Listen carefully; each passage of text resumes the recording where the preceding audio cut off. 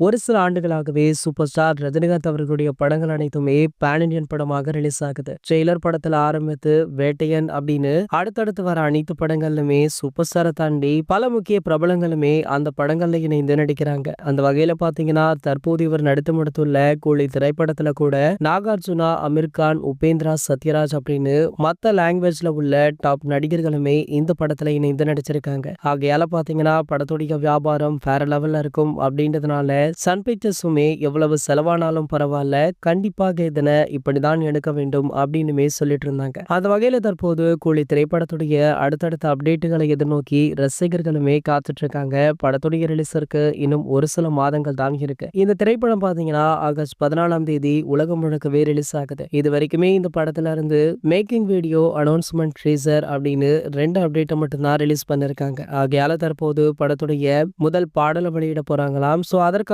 அறிவிப்பு இந்த வாரம் அல்லது அடுத்த வாரம் வெளியாகலாம் அப்படின்னு எதிர்பார்க்கப்படுது. சரி, ஓகே, இந்த பாடலுக்காக உங்களை யாரெல்லாம் அவளுடன் காத்துட்டு இருக்கீங்க அப்படின்றத கீழே உள்ள கமெண்ட் செக்ஷன்ல கமெண்ட் பண்ணிட்டு நம்மளுடைய சேனலை மறக்காம சப்ஸ்கிரைப் பண்ணிக்கோங்க.